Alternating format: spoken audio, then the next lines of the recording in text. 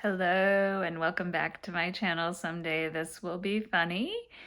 While you could see it started somewhat on a lark, not the project, but the series starting with Meta videos, which Meta, if you're out there, I am still locked out of my account. Help a person get back in her account. Uh, but it's a project that's been going on a while on the page and the stage, and now it's coming together in the YouTube form.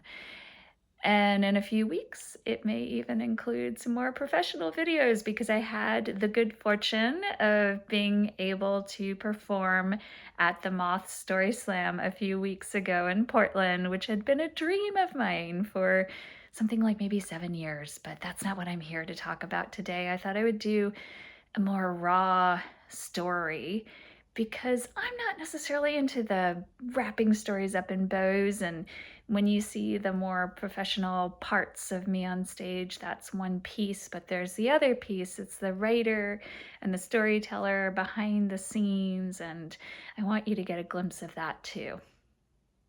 So a couple of days ago, I was making breakfast, and I often go back and forth between toast and cheese. I am half Dutch, and some steel cut oats, and it was my steel cut oats day. And usually I throw an apple in, but I looked into my fruit bowl and I saw an apricot, and I thought, that might taste really nice. So I sliced it up and I threw it in, and I was amazed at the results because I lost most of my taste buds several years ago, so there's only a few things that I can taste really, really well, which are things that have a lot of tannin in them or acid in them. And so luckily that does mean dark chocolate and dark coffee. And I hadn't really considered the apricot, but something about the heat just brought out all of these flavors, and it was just so delicious, and I almost forgot what it was like to lose my taste buds.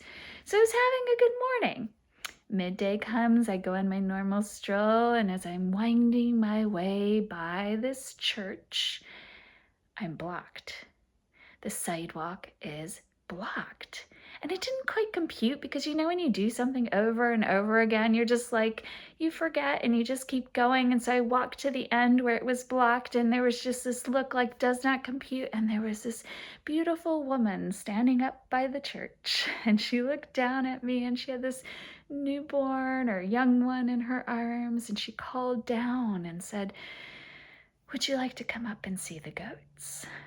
Well, she and her family, they bring goats down to graze, and they were taking care of the churchyard and maybe the yard next to it. And so I came up and she untethered the fence and she let me through. And I came really close to the goats, and they seemed a little bit tentative, and I was looking in their eyes, and they had those slit eyes, and you're just wondering, what are you thinking? And it was this most magical moment. And I went home and I felt very enchanted coming upon this beautiful woman with this beautiful baby in the church. It just all felt really sweet. And I was having one of those moments like things are really coming together. But I was really tired and I took a very rare nap. And when I woke up to this big rejection. And it wasn't just for my writing, it was actually for this project, which just hit home because I've done a lot of grant writing. It was a really good grant that I wrote, and it doesn't mean that it was the project or whatever. And I am a person who is known for loving her rejections. In fact, I have a binder here from back in the day when we had paper rejections, and you can see there are hundreds of them in here.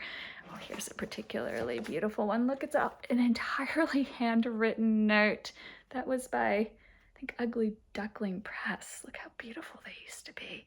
And so I care for these and I nurture these, and I used to look over them with my fellow writer friends, and we would compare because sometimes there'd be a different little icon in the corner, and we would look at the ink, which we called, any kind of, whether someone put their name or some note on there, and we would try to gather whether it was a tiered rejection. So I'm not someone who has a hard time with rejection usually. Probably at this point I've had thousands of rejections, or at least 1,000 rejections with the publication journey I've been on, and lots of acceptances too.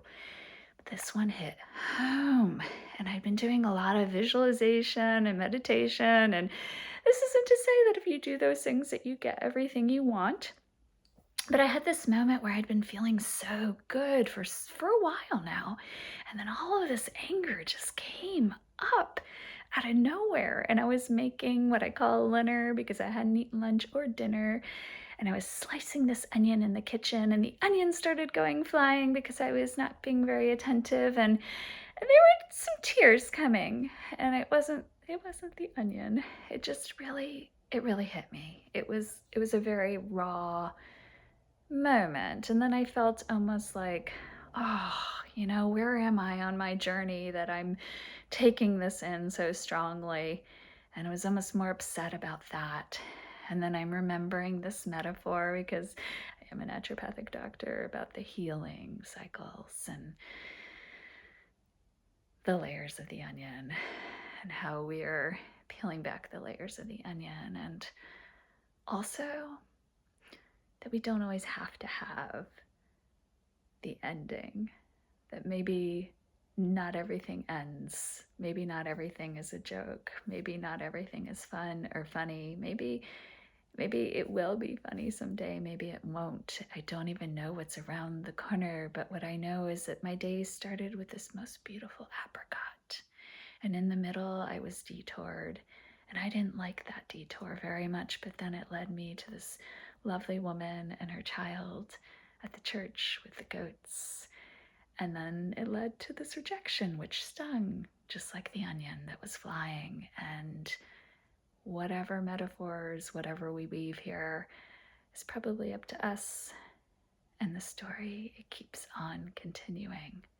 And these stories will keep on continuing, and you'll get to see little pieces along the way, and maybe you can relate to the rejection or the living in the not knowingness of what is about to happen, but still being able to keep some curiosity and stay with me in connection with our own stories. Because someday this may or may not be funny. And if you're enjoying this, please hit subscribe. Share this, give it a like, give it a comment, and I hope you all are doing well and living and breathing your stories.